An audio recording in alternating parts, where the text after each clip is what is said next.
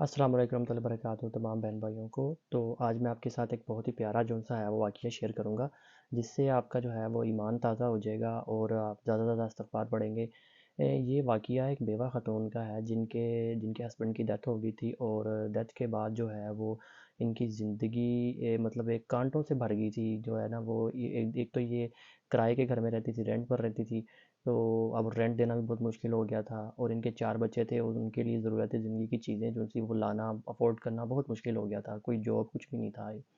تو یہ جو ہے نا ایک دن یہ کہتی ہیں کہ میں مسجد میں چلی گئی۔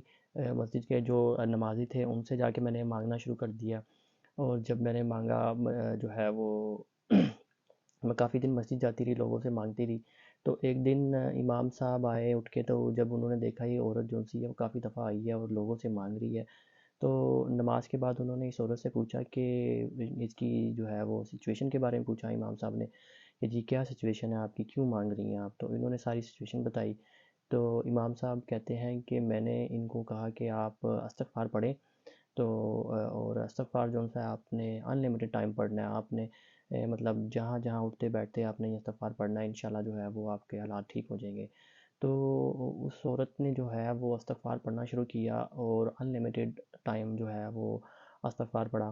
تو کافی دن گزر گئے، تو یہ امام صاحب کہتے ہیں کہ میں نے اس عورت کو نا مسجد آتے دیکھا نہیں، جب سے میں نے ان کو استغفار بتایا نا کچھ دنوں بعد۔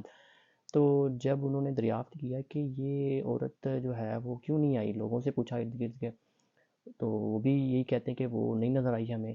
تو امام صاحب کہتے ہیں کہ میں گیا، میں نے جہاں وہ رہتی تھی اس کے نیبر سے پوچھا کہ وہ کہاں گئی ہے، تو اس کے نیبر نے بتایا کہ ان کے کوئی دور کا کزن ہے، اور سنا ہے وہ بہت ہی بزنس مین ہے، وہ آیا ہے۔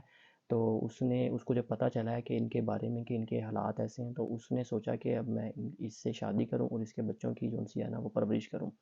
تو اس نے اس عورت سے نکاح کیا، اور اس پہ جو ہے ڈیسائیڈ کیا کہ میں اس کے بچوں کی پرورش کروں گا اور ان کو اچھی زندگی دوں گا۔ تو وہ اس عورت کو اپنے ساتھ لے گیا، اور جو ہے وہ اس کو اچھی زندگی دی، اور وہ ماشاءاللہ وہ خوش ہیں۔ تو یہ چیز جو سی ہے وہ آپ کو بتانی تھی کہ کتنا ہی زیادہ جو ہے وہ حالات خراب ہوں، تو جو ہے وہ اللہ تعالیٰ سے آپ کا کنیکشن اسٹرانگ ہونا چاہیے۔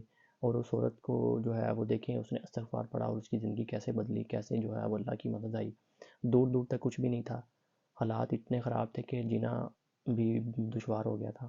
تو بس یہی چیزیں آپ کو میں چھوٹے چھوٹے واقعات آپ کے ساتھ شیئر کرتا رہوں گا انشاءاللہ، تاکہ آپ کا ایمان تازہ ہو اور آپ زیادہ سے زیادہ استغفار پڑھیں اور آپ کی ہیلپ ہو۔